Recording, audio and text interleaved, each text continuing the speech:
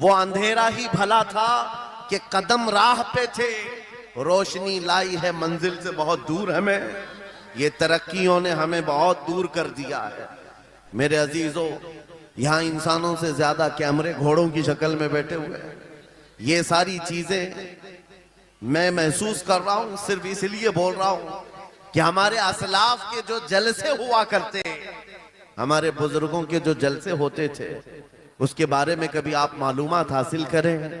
वो कैसे जलसे हुआ करते, उलमा का अदब कैसा होता, मशाइख का अदब कैसा होता। बड़ों से पूछे तो पता चलेगा, उनके सरों पर अंडा भी रख दिया जाए तो हिलता नहीं। इस तरह से वो लोग मुतवज्जे होते, और आने वाला बावजू आता, अदब के साथ आता, और बोलने वाला भी इखलास के साथ बोलता। ये सारी रूहानियत अगर खत्म हो गई तो इन जलसों का कोई मतलब नहीं रह जाता। इसीलिए मेरे अजीजों, यहाँ पान खाए हुए, गुटखा खाए हुए लोग मजलिस रसूल में अगर खड़े होकर सुनना चाहते हैं, नुक्कड़ पर और सड़क पर, मैं समझता हूं महफिल रसूल की बेहुरमती है। सैयदना शेख अब्दुल अजीज मुहद्दिस देहलवी के मुतालिक एक बात मुझे मिली थी। आप हुक्का नोशी फरमा रहे थे, और इसी असना में आपको कहीं से मीलाद के पढ़ने की आवाज आई। आप वो हुक्का फेंक दिए और मजलिस मीलाद में चले गए, जाकर के बैठ गए, और मीलाद पाक में जो मद्दाह रसूल थे वो कसीदा ऐसा पढ़ते रहे कि शेख साहब मगन हो गए, मस्त हो गए, और वज्द तारी हुआ। इसी असना में आपकी आंख लग गई महफिल में आंख लगी, देखा रसूल पाक सल्लल्लाहु अलैहि वसल्लम तशरीफ लाए। सुभान अल्लाह। मजलिस मिलाद में हुजूर तशरीफ लाए, लेकिन शेख मुहद्दिस देहलवी कहते हैं रसूल पाक का चेहरा सुर्ख था, गजबनाक थे। मैंने अर्ज किया, सरकार आप तशरीफ लाए हैं इस महफिल पाक में, लेकिन चेहरे पर गजब के आसार हैं।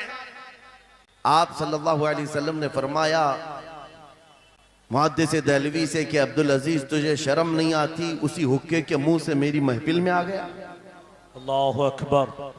मेरे अजीजों, नबी पाक सल्लल्लाहु ताला अलैहि वसल्लम की महफिल पाक का अदब नहीं करोगे, वो इश्क रसूल कहां से आएगा। यहां से क्या बोला जा रहा है, क्या पहुंचाया जा रहा है, उसकी तरफ तवज्जो होना जरूरी है। इसीलिए मैं आज बरमला इजहार करता हूं कि आज मुझे प्रोग्रामों वाला एक मुकर्रिर बनाकर लोग हर जगह घुमा रहे हैं ताजिया की तरह।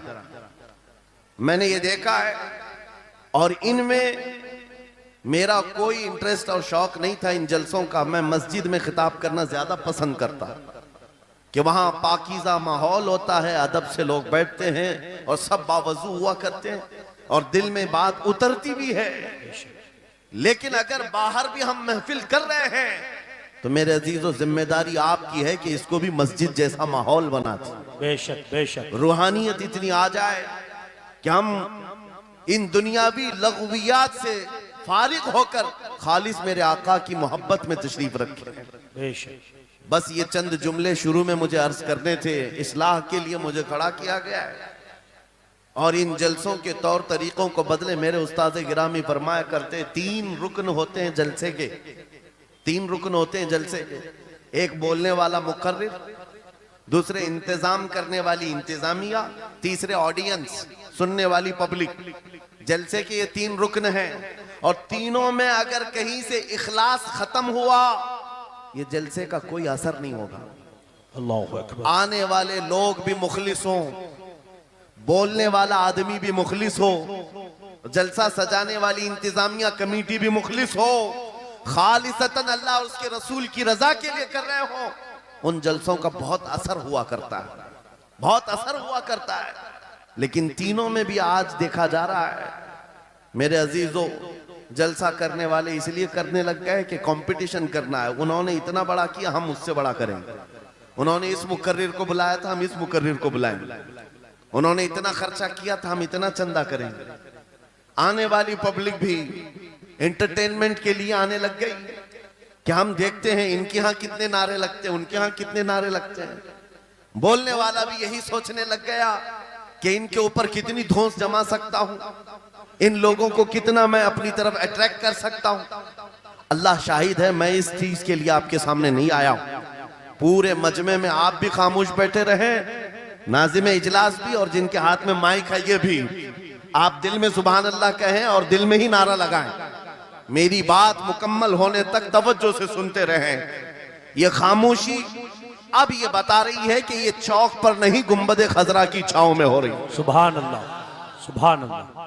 वरना होगा ये कि रास्ते पर शोर शराबा और सड़कों को जाम किया जाना लोगों की नजर में ये ऐब मालूम होता है, लेकिन इसी माहौल को हम बदल करके भी जा सकते हैं। यह हमारा शिवा है पूरी दुनिया में कि सिर्फ और सिर्फ रसूल पाक की गुलाम कौम ऐसी है जो 1 मिनट में पूरा सन्नाटा तारी कर सकती है। किसी ने एक साहब से पूछा था, वेल ट्रेन्ड फौज जो होती है, चाहे वो अमेरिका की हो कि रशिया की हो कि जापान की हो, चाइना की हो, उनसे पूछा गया कि अगर 10,000 फौज को सफों में खड़ा करना हो और उनको रेडी करना हो तो आपको कितना टाइम लगेगा।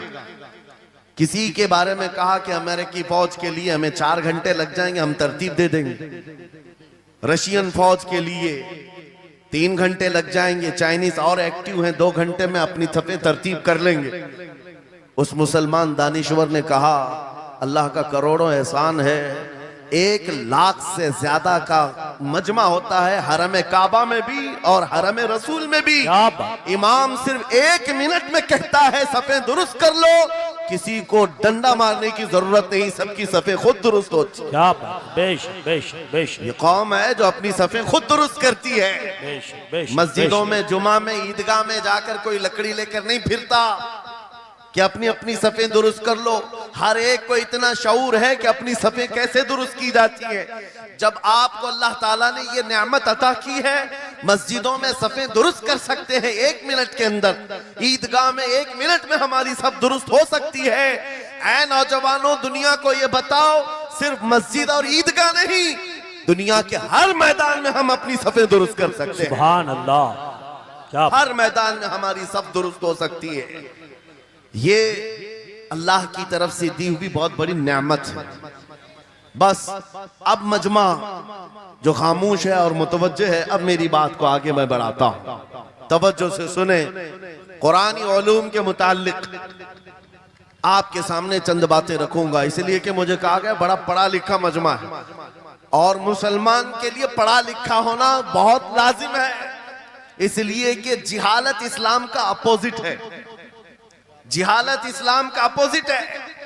आपको एक बात मैं बताऊं, जब भी कहा जाता है दौरे इस्लाम, यानी हुजूर सल्लल्लाहु अलैहि वसल्लम की आमद के बाद के हालात को दौरे इस्लाम कहते हैं, उससे पहले वाले जमाने को दौरे जिहालत कहते हैं। जबकि इस्लाम का अपोजिट तो कुफ्र होना चाहिए, कुफ्र होना चाहिए। ये दौरे इस्लाम है और इससे पहले दौरे कुफ्र था। नहीं, दौरे इस्लाम से पहले वाले दौर को दौरे जिहालत कहते हैं, इसलिए कि बताना है इस्लाम और जिहालत दो अपोजिट चीजें हैं, दो अपोजिट चीजें हैं। जाहिल हो और मुसलमान हो उसे जेब नहीं देता। जिस कौम पर आने वाली किताबे हिदायत का पहला लफ्ज इक़रा से शुरू होता है, इक़रा बिस्मि रब्बिकल्लज़ी खलक़, कुरान का पहला लफ्ज जो आया है वो किस नाम से आया? पढ़ो अपने रब के नाम से, पढ़ो अपने रब के नाम से। और इल्म नहीं है तो कुछ नहीं है तुम्हारे पास। इमाम गजाली तो फरमाते अन्नासु कुल्लुहुम मौता इल्लल उलमा, ये सारे इंसान मुर्दा हैं, जिंदा अगर कोई है तो इल्म वाला है, इल्म वाला जिंदा है। और जिहालत की तारीकियों में भटकने वाले की मिसाल ऐसी ही है जैसे अंधेरी कोठरी में बैठा हुआ है, कहीं रोशनी का आने का इंतजाम नहीं, उसके सामने हलवा रखो कि गोबर रखो, दोनों बराबर है। जाहिल आदमी के लिए ऐसा ही है, कभी उसका हाथ इसमें पड़ेगा, कभी उसका हाथ इसमें पड़ेगा। जब नजर नहीं आ रहा है तो हलवा को गोबर समझकर खा लेगा और कभी गोबर को हलवा समझ के खा लेगा, गलाजत उसके लिए बराबर हो जाएगी। लेकिन इल्म को कहा गया अल इल्मु नूरुन, इल्म रोशनी है। जिसके पास इल्म आता है वो तमीज सीख जाता है, उसके पास अखलाक आ जाते हैं, वो हलाल और हराम के फर्क को समझने लगता है। बुरे और अच्छे के दरमियान फर्क मालूम होने लगता है।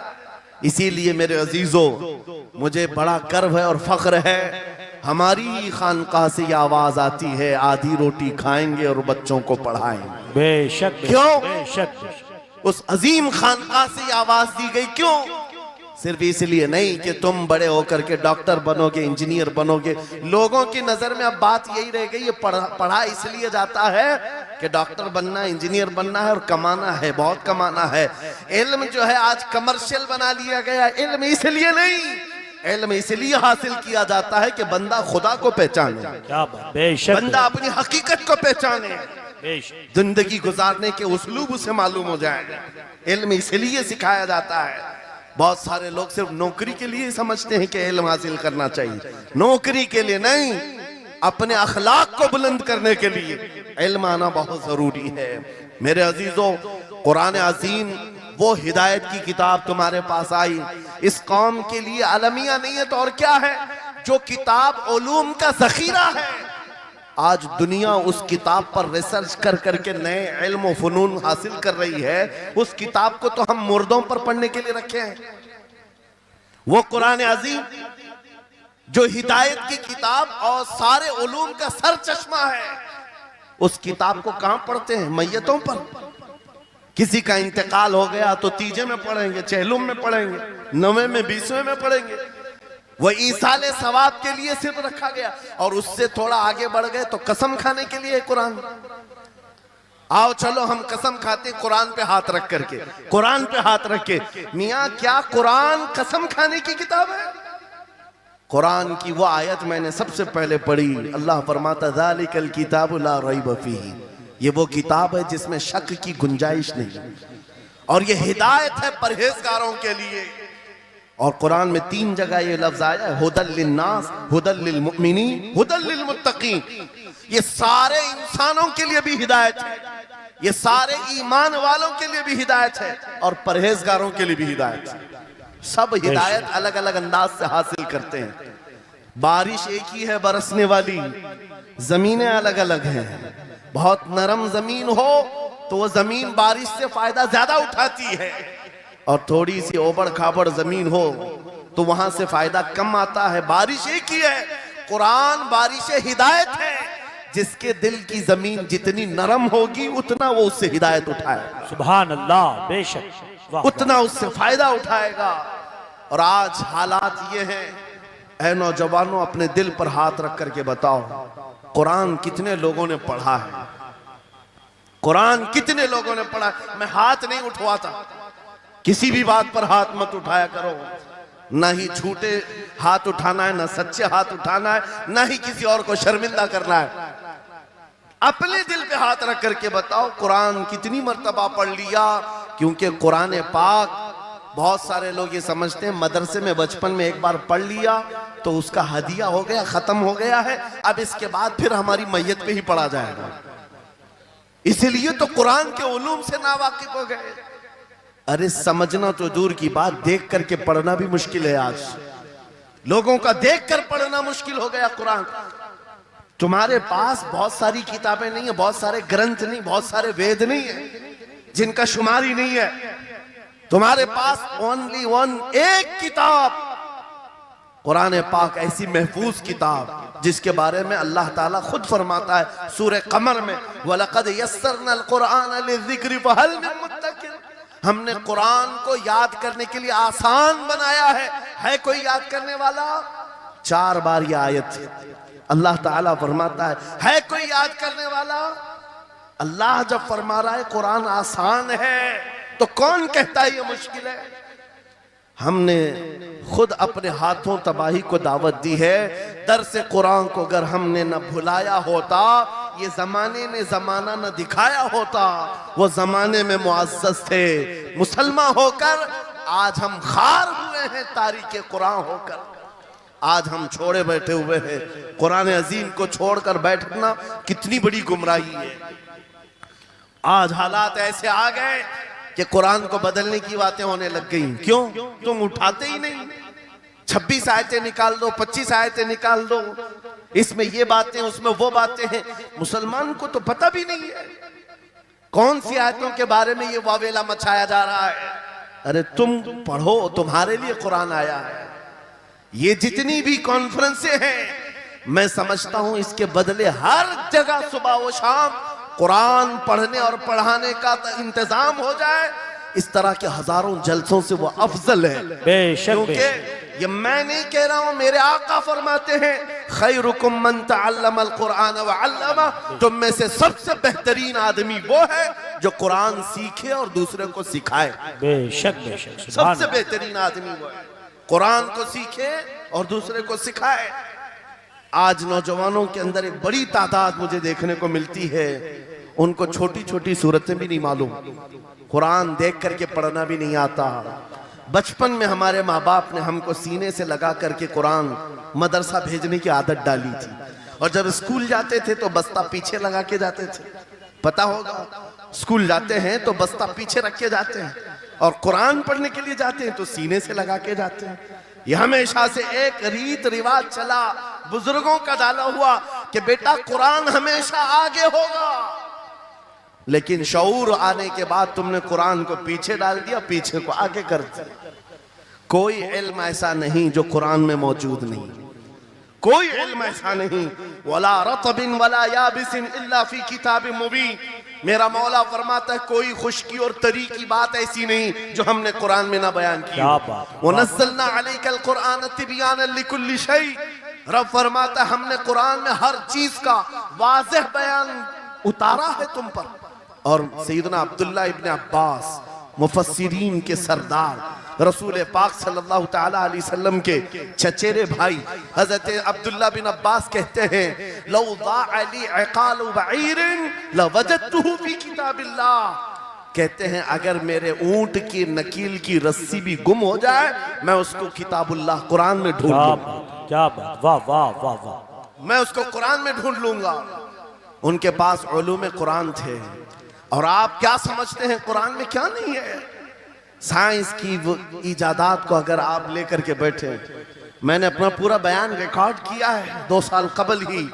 यहां वक्त की किल्लत है, मैं आपके सामने अर्ज करता हूं 16वीं सदी के बाद या 18वीं सदी के बाद साइंस की तरक्कियात ने अपना पैर जमाना शुरू किया है इस रुए जमीन पर, जबकि मेरे मुस्तफ़ा करीम सल्लल्लाहु तआला अलैहि वसल्लम की जुबान अक़दस से निकले हुए कलमात जो कुरान में मौजूद हैं, उठाओ और मैं बताता हूं हर चीज का इल्म कुरान में मौजूद है। जब कोई सोनोग्राफी का इंतजाम नहीं था, ना सिटी स्कैन हो सकता था, ना एक्सरे का कोई इल्म किसी के पास था, उस वक्त कुरान कह रहा है एम्ब्रियोलॉजी के बारे में। क्या बात, एम्ब्रियोलॉजी क्या है? बच्चा पैदा होने की जो उसके नशो नुमा की जो मुद्दत होती है, किस तरह पेट में बच्चे की तख्लीक होती है। कुरान में मौला फरमाता है सुम्मा जअलनाहु नुतफतन फी क़रारिन मकीन सुम्मा खलक़नल नुतफता अलक़तन फ़खलक़नल अलक़ता मुदग़तन फ़खलक़नल मुदग़ता इज़ामन फ़कसौनल इज़ाम लहमा सुम्मा अंशअनाहु ख़ल्क़न आख़र फ़तबारकल्लाहु अहसनुल ख़ालिक़ीन। मौला फरमाता है हमने नुतफे से अलक़ा बनाया। नुतफा क्या है? स्पर्म का वो एक कतरा जो मर्द के जरिए से औरत के रहम में जाता है, उसके बच्चे की थैली में जाता है, एक नुतफा, एक बूंद, जिसको नुतफा कहा गया है। मौला फरमाता है हमने नुतफे से अलका बनाया। अलका किसको कहते हैं? साइंस में पढ़ने वाले अगर स्टूडेंट्स हो तो समझ जाएंगे। अगर कोई मेडिकल साइंस का कोई स्टूडेंट है तो उसे मालूम होना चाहिए एम्ब्रियोलॉजी में चिपचिपा हुआ च्युइंगम जो होता है उसको अलका कहते हैं अरबी में। और आज साइंस ये कहती है कि पहले बाप के नुतफे के एक कतरे से एक छोटा सा खून का टुकड़ा बनता है जो चिपचिपा होता है, फिर उसके बाद एक गोश्त का टुकड़ा होता है, फिर उसके बाद उसमें हड्डियां बनती हैं, फिर उसके बाद उस पर चमड़ियां आती हैं, फिर उसके बाद उसकी आंखें, सारी चीजें बन जाती हैं। ये प्रोसेस है 9 महीने माँ के पेट में, और हर एक के वीक्स गिने हुए हैं। फर्स्ट वीक में क्या होता है, सेकंड वीक में क्या होता है, थर्ड वीक में क्या होता है, एम्ब्रियोलॉजी का पूरा इल्म है। साइंस आज 21वीं सदी में इस एम्ब्रियोलॉजी को तुम्हारे सामने ला रही है। अरबों के उस दौर की बात कर रहा हूं जहां लोगों को घर बनाने का इल्म नहीं था और कुरान माँ के पेट में पैदा होने वाले बच्चे की तख्लीकात बयान कर रहा है। नारे तकबीर, नारे रिसालत, फैज़ाने कुरान मुक़द्दस, फैज़ाने शेखुल मशाइख, नारे तकबीर, नारे रिसालत। वाह वाह। मशहूर साइंसदान है फ्रैंक प्रेस नाम से, जिसने ये थ्योरी दुनिया को बताई कि अरदियात जमीन के अंदर जो वसात हो रही है। और उसके बाद उसने कहा था, फ्रैंक प्रेस नाम का अंग्रेज मौर्रिख और अंग्रेज साइंसदान ने कहता है जमीन जो है पानी के ऊपर है, और ऐसे ही पानी के ऊपर कोई चादर बिछा दी जाए तो कभी चादर इधर हो सकती, कभी उधर हो सकती है। इस चादर को मजबूत रखने के लिए इस पर पहाड़ों का होना बहुत जरूरी है। ये 19वीं सदी में फ्रैंक प्रेस कह रहा है, और मेरा मौला कुरान में फरमाता है, अल्लाह ताला फरमाता है वल जिबाल औतादा, हमने पहाड़ों को मेख बना करके जमीन पर गाड़ा। क्या बात, वाह वाह, बेशक कि बेशक। जमीन को हिलने नहीं देते पहाड़। अरदियात का इल्म, एस्ट्रोनॉमी के बारे में, एस्ट्रोलॉजी के बारे में कुरान में मौजूद उलूम आप पढ़ो। जूलॉजी के बारे में, जानवरों के उलूम के बारे में कुरान में पढ़ो। रब ताला परिंदों के उन अशकाल के बारे में बयान फरमा रहा है, ये झुंड के झुंड जाते हैं, जमात की जमात होती हैं। चूंटियों के बारे में पूरी सूरह मौजूद है, इनके खाना तकसीम करने का तरीका क्या है, इनके एक दूसरे को पुकारने का तरीका क्या है, इनमें जब एक चूंटी मर जाती है तो उसको दफनाने का तरीका क्या है। ये कौन बयान कर रहा है? ये कुरान बयान कर रहा है, कुरान पाक बयान कर रहा है। जब तरक्कियात इस कदर आगे आ गई कि मशीनों के सहारे से आज जर्रे को देखा जाता है, परखा जाता है, और फिर दुनिया को बताया जाता है ये हमारी तहकीक है, और कुरान उस जमाने में बयान कर रहा है। मेरे अजीजों, एक बात बताता हूं, 18वें पारे में सूरह नूर में एक आयत आई है, उस आयत के बारे में मैं बताता हूं बाद में। लेकिन 18वीं सदी में एक साइंसदान जो अमेरिका की सफर पर था, उसने अटलांटिक ओशियन में एक जगह ऐसी देखी जहां पर इतना अंधेरा है कि हाथ निकालो तो भी नजर नहीं आए, सूरज की रोशनी भी नहीं पड़ती। वापस आकर के उसने कहा मैंने एक ऐसी जगह दरियाफ्त की है जहां सूरज की रोशनी ही नहीं पड़ती और अपनी आंखों को कुछ नजर नहीं आता। अगर हाथ निकाल करके देखो, समंदर के बीचों बीच अटलांटिक ओशियन, ये कोई तालाब का नाम नहीं है। ये लंबा सफर तय करके कोई एक जगह को ढूंढ लिया एक साइंसदान, और आकर के दुनिया को बता रहा है मैंने एक ऐसी जगह मालूम की जहां पर खूब अंधेरा होता है, हाथ भी नजर नहीं आता। जब वो आकर के बताता है, एक आलिम रब्बानी ने कुरान की आयत पढ़ी, मौला कुरान में फरमाता है इज़ा अखरज यदहु लम यकद यराहा व मन लम यजअलिल्लाहु लहु नूरन फमा लहु मिन नूर। कुरान में अल्लाह फरमाता ज़ुलुमातुम बअदुहा फौक़ बअद, एक जगह हमने ऐसी बनाई है जहां अंधेरियों पर अंधेरियां हैं, जहां हाथ भी निकालोगे तो हाथ नजर नहीं आएगा। कुरान में 1400 साल पहले ये जब बात आई, उस साइंसदान को बताया गया, ये तो अल्लाह ने कुरान में बयान किया है। अब और ताज्जुब की बात क्या है, सुनो। वो आया साइंटिस्ट, कहा ये किसकी बयान की हुई किताब है? कहा मोहम्मद रसूलुल्लाह की, मक्का में पैदा हुए, मदीने में जिंदगी गुजारी आकीब दिन की।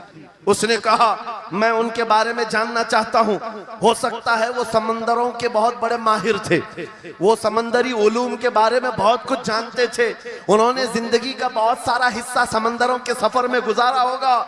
उस जमाने में उनको अटलांटिक ओशियन में मौजूद ये अंधेरा कैसे पता चला? ताज्जुब की बात है, हैरत की बात है। जब उस साइंसदान से कहा गया, ए अजीज, हकीकी बात तो यह है कि पूरी 63 साला जिंदगी में मेरे आका एक बार भी समंदर के पास नहीं गए, एक बार भी इत्तेफाक नहीं हुआ। तब वो कहता है जो बंदा कभी समंदर के सफर पर गया ही नहीं और वो अटलांटिक ओशियन में मौजूद अंधेरियों की बात करता है, तो फिर ये अपने पेट से नहीं, ये अल्लाह की बात कर रहा है। क्या बात, बेशक बेशक, ये खालिक समंदर की बात कर रहा है, बेशक, जिसने वो अंधेरियां पैदा की।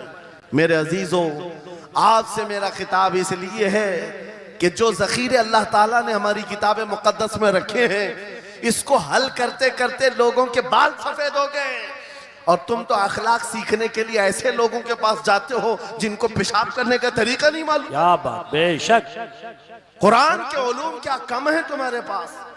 अब मैं आता हूं, ये तो साइंसी बातें हो गई, मैथमेटिक्स तो पूरा कुरान में इतना है, बयान करते करते मैं सुबह कर डालूं। कुरान पाक के अददी एजाजात, कुरान पाक के हिसाब, रियाजी, मैथमेटिक्स के फंडे, बहुत कुछ है। फिजिक्स के बारे में है, ज्योग्राफी के बारे में है, अलजिब्रा के बारे में है, साइंस के बारे में है। ये तमाम उलूम तो एक मिसाल के तौर पर मैं आपके सामने रख रहा हूं, लेकिन अफसोस मैं उस कौम से बात कर रहा हूं जिस कौम ने कुरान को छूना भी बंद कर दिया है। जाकर के देखें, आज ही जाकर के देखें, घरों के अंदर तुम्हारे टीवी, फ्रिज और वॉशिंग मशीन तो धूल से साफ होंगे, रोजाना साफ करते होंगे, कुरान को हफ्ते हो गए कभी छुआ भी नहीं। गर्द जमी हुई, धूल लगी हुई है। कुरान के साथ ये नाइंसाफी बंद कर दो, कुरान के साथ ये दोहरा मेयार बंद करो।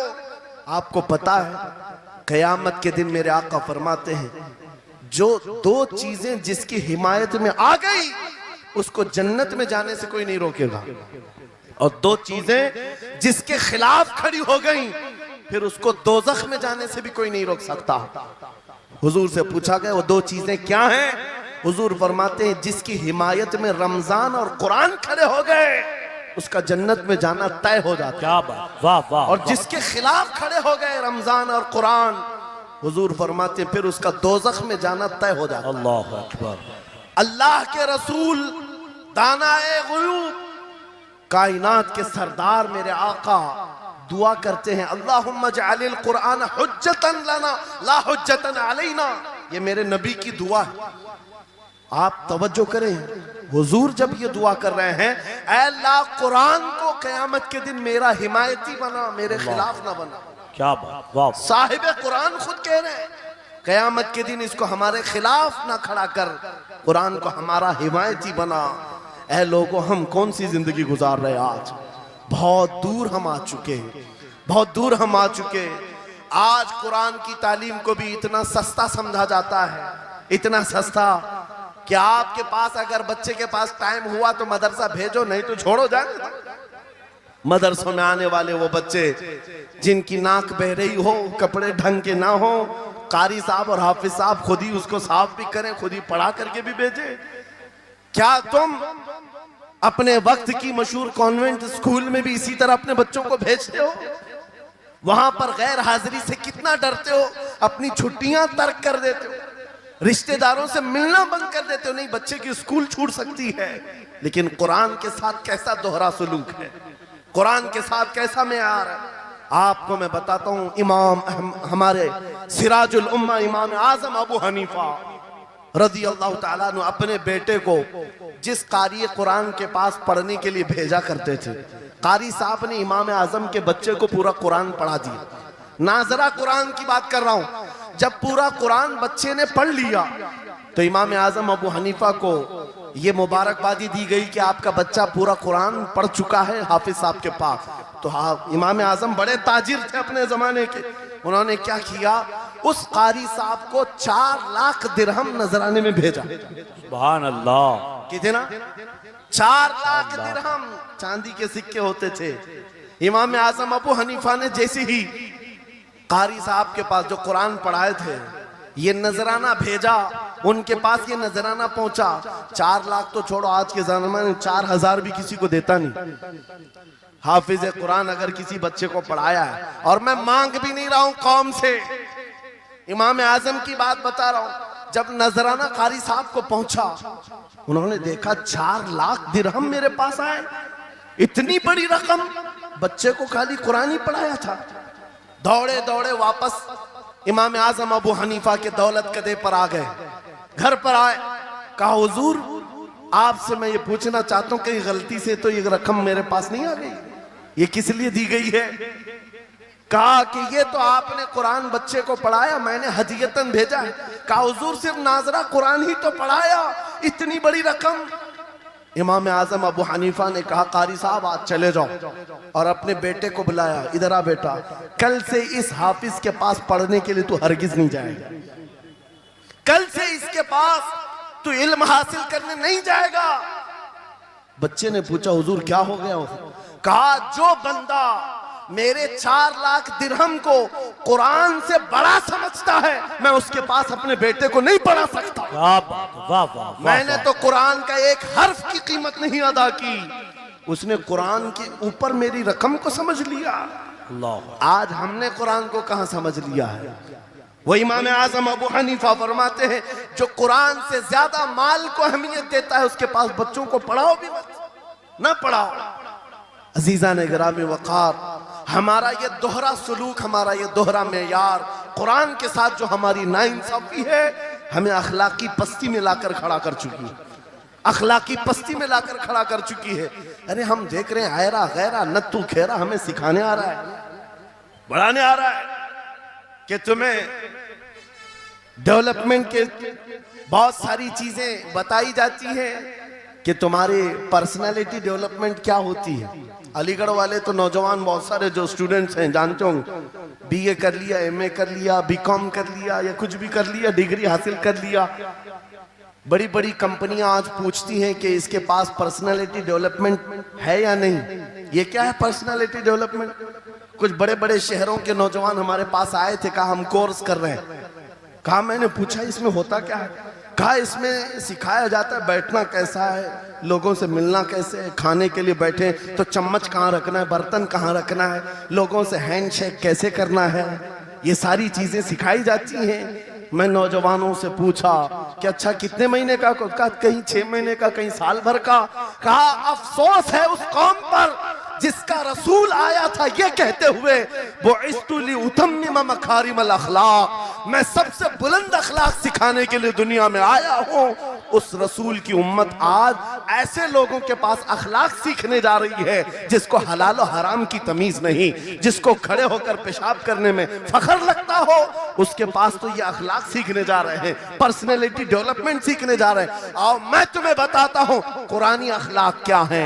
मौला करीम ने अपने हबीब को जो बयान किया है, सूरे लुकमान उठाओ, बाप अपने बेटे को नसीहत क्या क्या करता है, अगर 3 आयतें भी पढ़ लो तुम्हारी जिंदगी सुधर जाएगी। लुकमान हकीम अपने बेटे से कहते हैं, या बुनैया अक़िमिस सलात वअमुर बिल मारूफ वन्हा अनिल मुनकर वस्बिर अला मा असाबक, ऐ बेटा नमाज पढ़ा कर, बुराइयों से बचा कर, अच्छाइयों की बात कर, जो मुसीबत आए उस पर सब्र कर। ये सिर्फ जुमले नहीं है, ये जुमले नहीं है।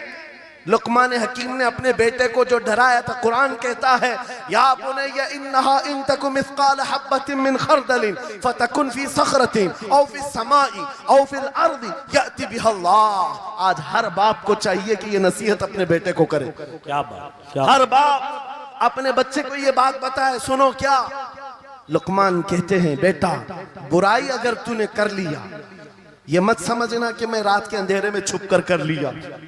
आज तुम्हारे हाथ में मोबाइल गुनाहों का अड्डा बन करके आया है। सिर्फ एक टच स्क्रीन पर सारी दुनिया तुम्हारे सामने नंगी नाचती हुई नजर आती है। कितने नौजवानों ने अपने अखलाक का कत्ल कर लिया है, उनकी आंखें हया से नापाक हो गई हैं। कितने लोगों ने अपना नूर ईमान बेच दिया मोबाइल की स्क्रीन पर चलने वाली इन बेहया तस्वीरों पर। कितने तो फरेफ्ता हो गए, कितने जवानी बर्बाद कर चुके। तुम क्या समझते हो? मेरे अजीजों, एक जवान ने मुझे बताया था, रात के वक्त मैं तन्हा मोबाइल लेकर बैठा था, अचानक पर्दा हिला तो डर लगा, जल्दी से स्क्रीन ऑफ किया, बैठा। मुझे लगा माँ आई होगी, बाप आया हो, कोई आया होगा, लेकिन कोई नहीं। पर्दा हिला, एक बिल्ली आई थी, इससे भी डर लग गया। मैंने कहा पर्दे के हिलने से इतना डर है कि कोई आ जाए, तेरा ईमान कहां गया? वो मौला कहता है, यअलमु खाइनतल अयुनि व मा तुख्फी सुदूर, वो रब तुम्हारे दिलों में गुजरने वाले हालात को भी देख रहा है, बेशक तुम्हारी आंखों की खयानत को भी वो देख रहा है। जब तुम्हारा यकीन ही खत्म हो गया तो क्या करोगे? इसीलिए अरबी का मशहूर मकौला है, इज़ा लम तस्तही फफ़अल मा शिअत वस्ना मा शिअत, जब तुम्हारे अंदर से हया निकल जाए तो जो चाहे करो, जो चाहे कर लो। आज लुकमान हकीम की वो बात मैं पेश कर रहा था, आयत मुकम्मल करता हूं। बाप अपने बेटे से कहता है, अगर बुराई कर लिया तूने, अगर बेहयाई हो गई, ये मत समझ के बहुत छुप करके किया। आज से 4000 साल पहले लुकमान हकीम कह रहे हैं अपने बेटे से, अगर बुराई तो आसमानों में जाकर करेगा, या पहाड़ के अंदर घुस कर करे या जमीन के अंदर जाकर करे, कहीं पर भी कर ले, जबकि ये तीनों चीजें उनके जमाने में नहीं थी। न पहाड़ों के अंदर जाकर के करने का तसव्वुर, न जमीनों के अंदर जाने का, न आसमानों में उड़ने का तसव्वुर, ये सब आज के दौर में मुमकिन है। और लुकमान हकीम कहते हैं अगर तू इन सब जगहों पर जाकर कहीं पर भी करेगा, याती बिहल्लाह, अल्लाह वो तेरे सामने लेके आएगा। बेशक फमन यअमल मिस्काल ज़र्रतिन खैरन यरा वमन यअमल मिस्काल ज़र्रतिन शर्रन यरा। तुम अगर राई के दाने के बराबर भी नेकी करो, अल्लाह वो तुम्हें दिखाएगा। राई के दाने के बराबर भी बुराई करो, अल्लाह तुम्हें दिखाएगा। अखलाक सीखने के लिए दूसरी जगह जाते हो, अगर ये फार्मूला किसी को याद हो जाए, मैं कहता हूं सारे सीसीटीवी कैमरे बंद हो जाए, इस बंदे को कोई बहका नहीं सकता जिसके दिल में सिर्फ इतना ख्याल है कि मेरा मौला मुझे देख रहा है, बेशक बेशक, मेरा रब मुझे देख रहा है। उसकी निगरानी के लिए किसी कैमरे की जरूरत नहीं, किसी सीसीटीवी की जरूरत नहीं। अजीजा ने गिरामी औकार, बच्चों के दिलों में अखलाक बाद में आएंगे, अल्लाह का खौफ उनके दिल में डालो, अल्लाह देख रहा है। एक दिन तुम्हें हाजिर होना है, सब लाया जाएगा, सब लाया जाएगा, जो कुछ किया था, जो कुछ कहा था, सब लाया जाएगा। लुकमान हकीम ने अपने बेटे को अखलाक सिखाया। क्या सिखाया? वक़्सिद फी मशीका वग़दुद मिन सौतिका इन अनकरल अस्वाति लसौतुल हमीर। चलना हो तो मियाना अंदाज में चलो, ऐसे नहीं कि अकड़ कर चलना है या झुक कर चलना है। एतदाल के साथ चलो और आवाज को नरम रखा करो। बेशक कुरान कहता है सबसे बुरी आवाज गधे की आवाज है। लोग आज चिल्लाते हैं, एक दूसरे को ठट्टे मारते रहते हैं। ये महफिलों के आदाब भी नहीं, ना ही तुम्हारे अखलाक हैं। इसीलिए शेख सादी ने फरमाया है, तामर्द सुखन न गुफ्ता बाशद ऐबो हुनरश न हुफ्ता बाशद। जब तक आदमी बात नहीं करता उसकी अच्छाइयां भी मालूम नहीं होती, उसकी बुराइयां भी नहीं मालूम होती। बेशक जब बात करता है तो पता चल जाता है इसके अखलाक कैसे है। बात करता है तो समझ में आ जाता है कौन सी कैटेगरी का है। इसलिए अपनी जुबान को ऐसी रखो कि दुनिया तुम्हें आला नस्ल का समझ सके। बात करो तो तमीज के साथ, चीख पुकार करना, एक दूसरे को इस तरह से बात करना नौजवानों में आज आम हो गया। कुरान कहता है अपनी आवाजों को पस्त करो। एक और बात रब फरमाता है, वला तुसइर खद्दक लिन्नास, लोगों को से मुंह मोड़ करके बात मत करना। सामने तुम्हारे कोई खड़ा है और तुम इधर घूम करके बात कर रहे हो, ये आज फैशन हो गया है। पीछे पलट करके बात करना, इधर देख करके उसको बात करना, लोग ये समझते हैं फैशन है। मेरा मौला फरमा रहा है ये अखलाक से गिरी हुई हालत है। जब बात करो तो आमने सामने, लोगों से मुंह टेढ़ा करके बात ना करना। ये अखलाक कौन सिखा रहा है? ये कुरान अजीम है। तुम पर्सनालिटी डेवलपमेंट सीखने की बात कर रहे हो, तालीमात इस्लाम को छोड़कर क्या पर्सनालिटी डेवलपमेंट हासिल कर पाओ? तुम्हारे पास सब कुछ है लेकिन सीखना नहीं चाहते। आज तक नौजवानों में से मुझे कोई मिला नहीं इस तरह से कि लोग आते हैं, मुफ्ती साहब बीवी को 2 तलाक दे दिया, 3 तलाक दे दिया, अब क्या करना है, इद्दत कैसे गुजारना है? या ज्यादा से ज्यादा दारुल इफ्ता में आते हैं, मुफ्तियान इकराम होंगे, झगड़े के मसाइल लेकर के आते हैं, बाप मर गए, इसको कितना मिलना है, इसको कितना मिलना है। अरे जिंदगी गुजर गई, कभी आ करके ये क्यों नहीं पूछा मेरे घर में मंगनी हो रही है, शादी हो रही, ये बताएं मेरे मुस्तफा ने कैसे शादी की? क्या बात है, क्या बात, बेशक। ये क्यों नहीं पूछा? मैं बीमार हो गया हूं, मुझे बताएं रसूलुल्लाह ने बीमारी के आलम में क्या कहने का हुक्म दिया? क्या बात। अगर तलब हो मेरे नबी के पीछे चलने की तो बंदा ढूंढ ढूंढ कर चलेगा, बेशक ढूंढ ढूंढ कर चलेगा। बेशक हजरत इमाम अबू यूसुफ के बारे में और बाद में इमाम अहमद बिन हम्बल के बारे में कहा कि आपने कलिंगड़ खाने का बहुत शौक था, तरबूज, आप तरबूज कहते हैं? हाँ, हमारे यहाँ मुंबई में इसको कलिंगड़ कहते। और उन्होंने ये कहा कि ये सुन्नत भी है। मुझे रिवायत मिली है कि हुजूर ने भी खाया लेकिन जिंदगी भर खाए नहीं। मुरीदीन ने पूछा कि हुजूर जब सुन्नत भी है और आपको शौक भी है, खाते क्यों नहीं? कहते हैं अब तक मैं वो तरीका ढूंढ रहा हूं कि मेरे नबी ने कितने टुकड़े करके खाए। अल्लाह अकबर, अल्लाह अकबर, वाह वाह। मुझे वो तरीका चाहिए। हुजूर के पीछे चलने वाला ढूंढ ढूंढ करके अमल करता है। और आज हमने जिंदगियां ऐसी बनाई हुई हैं कि लगता है दारुल इफ्ता मुफ्ती और उलमा सिर्फ तलाक के लिए हैं, ये इद्दत के मसले पूछने के लिए, विरासत के मसले पूछने के लिए। अरे हमें भी काम दो, हम ढूंढ ढूंढ कर तुम्हें बताएं मेरे नबी चलते कैसे थे, मेरे नबी बात कैसे करते थे, लोगों से मुसाफा कैसे करते थे, लोगों के सामने आते तो कपड़े कैसे पहनते थे, मेरे नबी की नमाजें कैसी थी, हुजूर जब दस्तरखान पर बैठते कहां से शुरू करते कहां से खत्म करते। इस काम पर भी तो उलमा को लगाया करते ताकि तुम्हें पता चलता मुझे कहीं और से अखलाक सीखने की जरूरत नहीं, दुनिया के सारे अखलाक मेरे नबी के कदमों में मौजूद है।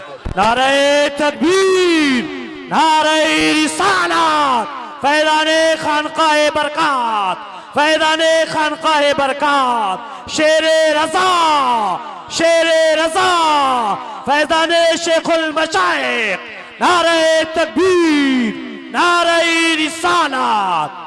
वाह वाह। दर्स कुरान को अगर हमने न भुलाया होता, ये जमाने ने जमाना न दिखाया होता। इको बंद कर दो, इको। कुरान पाक के सिलसिले में मुझे बयान करने का हुक्म दिया गया, बस मैं वही बातें कर रहा हूं। मैं आपको अपने मौजू से जो मुताल्लिक है वो बातें अर्ज करता हूं। कुरान क्या तमीज सिखाता है। आज घर घर के अंदर जो एक बहुत बड़ी बला आई हुई है, हर तीसरा चौथा घर ये शिकायत लेकर के आता है बेटा हाथ से निकल गया, बेटी हाथ से निकल गई। माँ बाप इस बात के लिए रोज परेशान हैं, बेटा हाथ में नहीं आता, बेटी हाथ में नहीं आती। जहां ये जवान हुए 10वीं पास किया, ये मुंह दिखाते हैं हमको, आंख फिराते हैं हमको।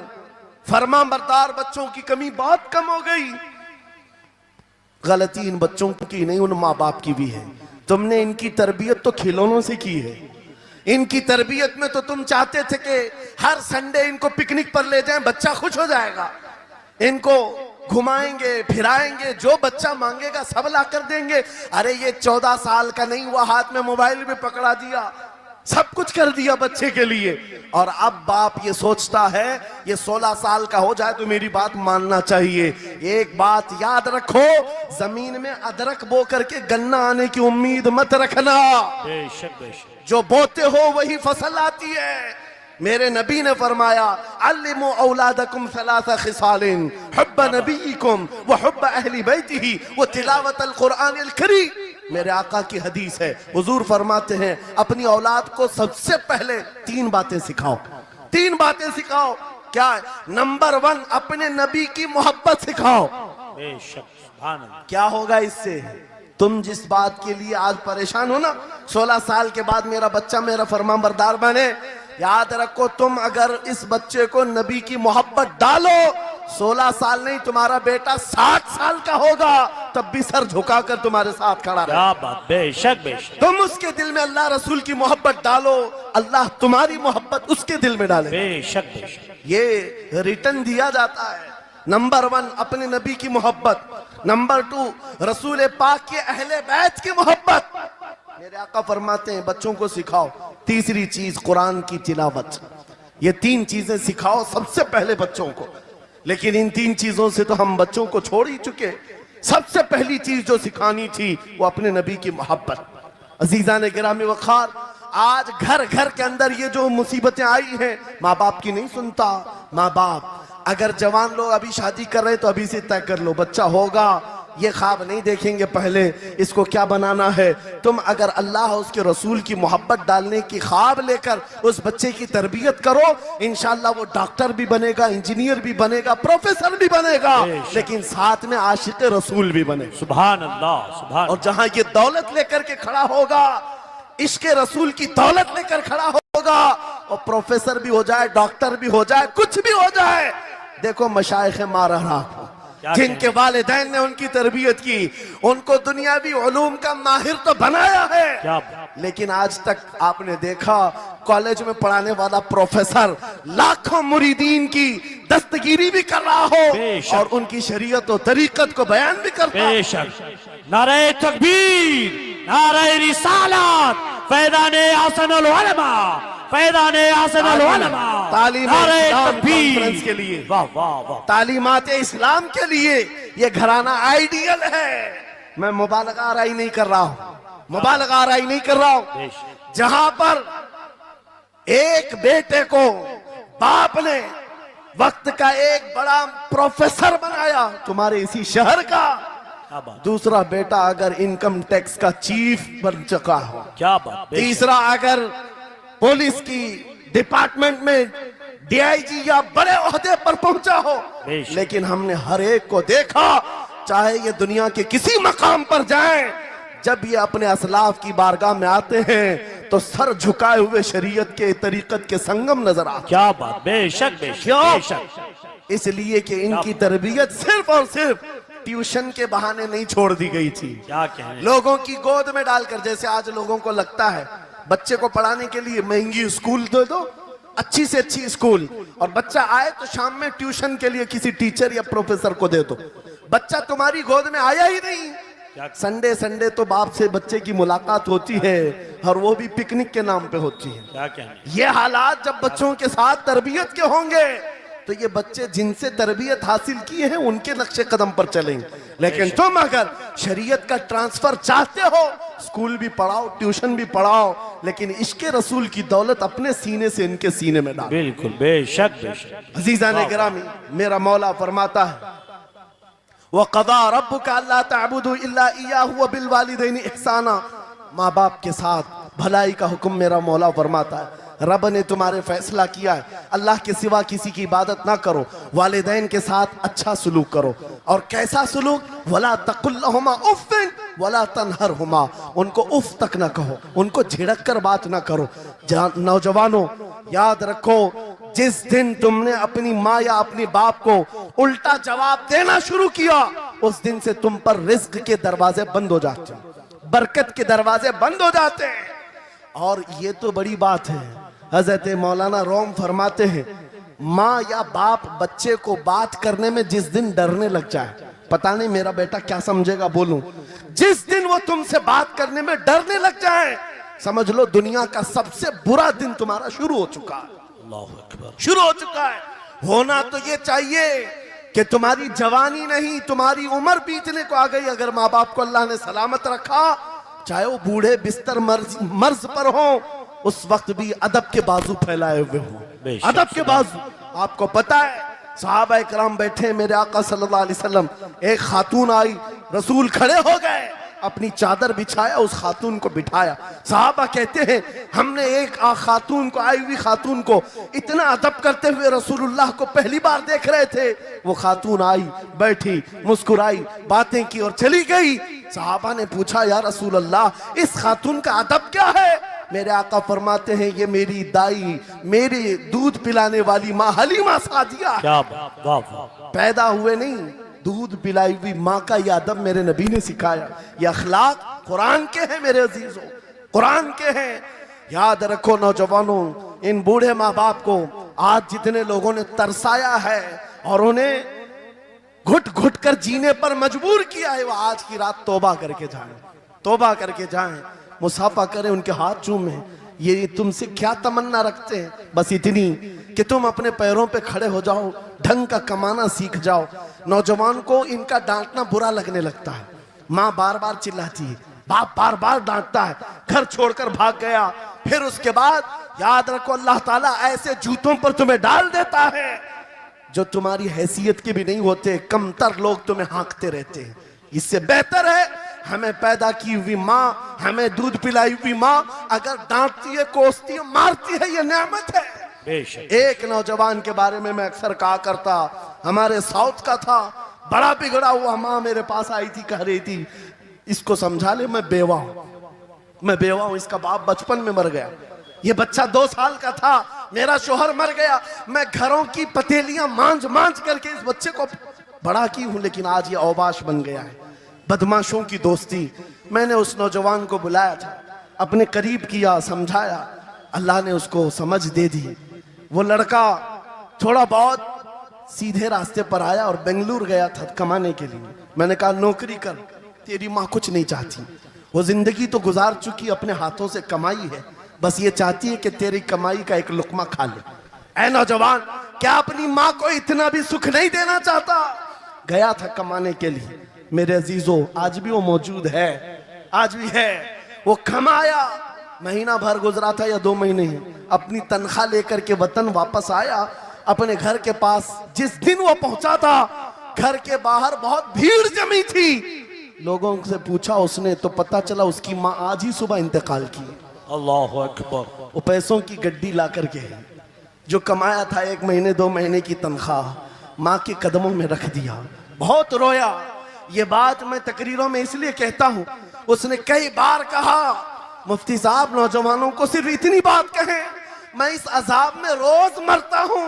मेरी माँ जिंदगी भर लोगों के जूठे मांझ करके मुझे खिलाती रही और मैं एक लुकमा मेरी माँ को खिला ना सका।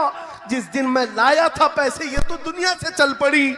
मुझे आज रोज इस बात का गम सताता है।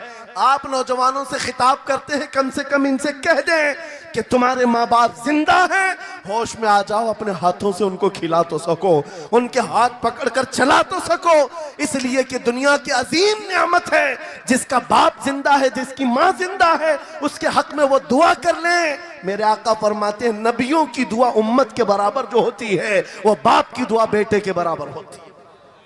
आज मैं गुफ्तगू समेटता हूँ, ख़त्म कर देता हूँ, इसलिए कि अखलाक इस्लाम बहुत वसी मौजू है, बहुत वसी मौजू है। लेकिन आपके लिए सिर्फ इतनी बात काफ़ी है कि कुरान को छोड़ करके अगर दूसरी जगह सीखने जाओगे तो मारे मारे फिरोगे। आज वापस आ जाओ उसी कुरान पर जिसको मेरे आका ने हमारे उरूज का जरिया बनाया है, हमारी तरक्की का रास्ता बनाया है।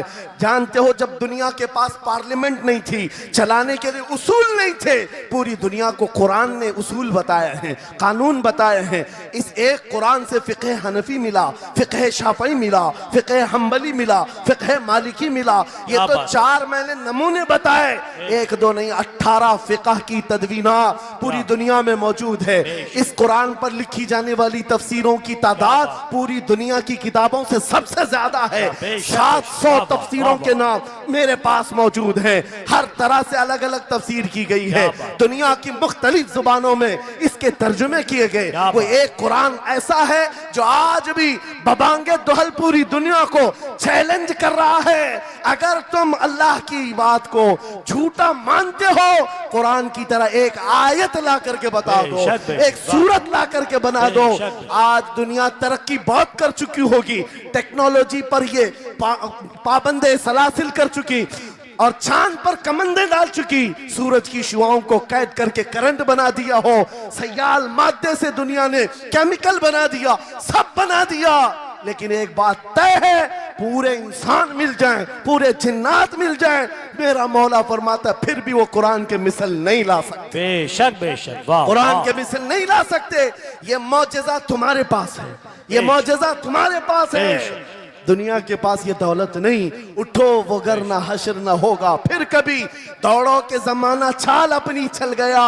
मेरे अजीजों, आखिरी बात, ये सारे उलूम तो कुरान में हैं, अखलाक भी कुरान में है, तिजारत के उसूल भी हैं, शादीशुदा जिंदगी के उसूल भी हैं, माँ बाप के साथ हुस्न सुलूक भी है, बच्चों की तरबियत भी है, पड़ोसियों से मामलात भी हैं, उस्ताद और शागिर्द के हुकूक भी बयान किए गए हैं। ये सारे फील्ड अपनी जगह पर, लेकिन कुरान का जो गाज़ा है, कुरान की जो रूह है, कुरान का जो खालिस शहद है, वो क्या है? कुरान पढ़ने वाले को सबसे बड़ी दौलत अगर कोई मिलती है तो अपने नबी से बेइंतहा इश्क करने की दौलत मिलती है। आगाज से आखिर तक कुरान है नाते मुस्तफा, महबूब के बयान का कैसा अनोखा ढंग है।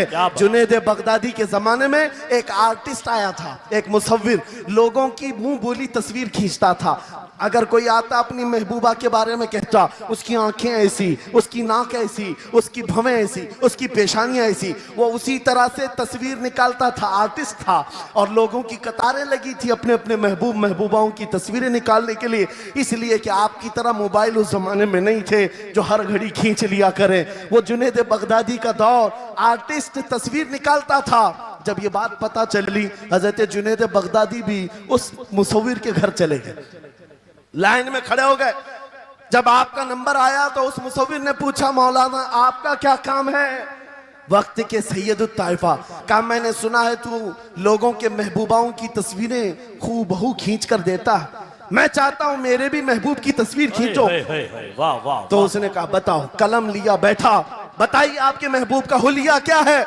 जुनैद बगदादी कहने लगे, मेरा महबूब कायनात का सबसे हसीन चेहरा रखने वाला, जिसकी भवें ऐसी थी, जिसके गाल ऐसे थे, जिसकी पेशानी ऐसी थी, जिसके हाथ ऐसे, जिसके पैर ऐसे। उस मुसव्विर ने पूछा, बताओ नाम क्या है? जुनैद बगदादी ने कहा, मुहम्मदुर रसूलुल्लाह। उस मुसव्विर ने कहा, रुको जरा, ये तस्वीर तो ऑलरेडी मेरे पास बनी बनाई रखी है। जुनैद बगदादी ने कहा, ये कैसे? लोगों की ऑर्डर पर तो तस्वीर बनाता है, मेरे महबूब की तस्वीर पहले से कैसे रखी है? उस मुसव्विर ने कहा, बात दरअसल ये है, आप जिससे मोहब्बत करते हैं मैं भी उससे मोहब्बत करता हूं, हम दोनों का महबूब एक है, इसलिए तस्वीर पहले से बनी रखी है। जुनैद बगदादी ने कहा, अच्छा लाओ तो जरा हमारे महबूब की तस्वीर देख तो ले। वो मुसव्विर अंदर गया और कुरान पाक ला करके जुनैद बगदादी के सामने रखा और कहा, ऐ जुनैद, क्या ये मेरे नबी की तस्वीर नहीं है? आंखें देखना हो तो पढ़ो, मा ज़ागल बसर हुआ मा तगा, चेहरा देखना हो तो पढ़ो, वद्दुहा वल्लैलि इज़ा सजा, हाथ देखना हो तो पढ़ो, वमा रमैत इज़ रमैत वलाकिन्नल्लाह रमा, अगर कदम देखना हो तो पढ़ो, ला उक़सिमु बिहादल बलद व अंत हिल्लुम बिहादल बलद, अगर सीना देखना हो तो पढ़ो, अलम नशरह लक सदरक व वदअना अन्का विज़रक, अगर इस नबी की गुफ्तार देखना हो पढ़ो, वमा यंतिकु अनिल हवा इन हुवा इल्ला वह्यु यूहा, इस महबूब की अताएं देखना हो तो पढ़ो, इन्ना आतैना कल कौसर। नारे तकबीर, नारे रिसालत, फैज़ाने कुरान मुक़द्दस, फैज़ाने कुरान मुक़द्दस, फैज़ाने खानक़ाह मारहिरा, आगाज से आखिर तक कुरान है नाते मुस्तफ़ा, महबूब के बयान का कैसा अनोखा ढंग है। ये तालीमात इस्लाम कॉन्फ्रेंस है, कुरान की तालीमात से ये बात मुझे कहना जरूरी था।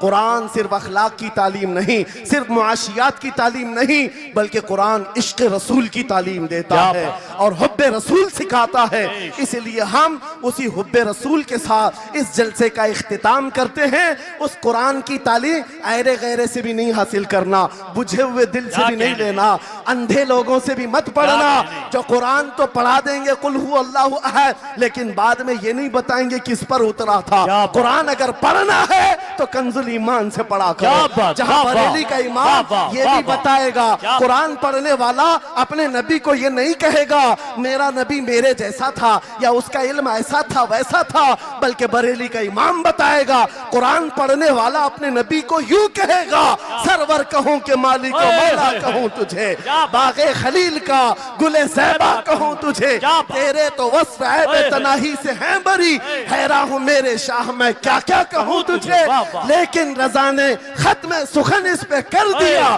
खालिक का बंदा खल्क का आका कहूं तुझे।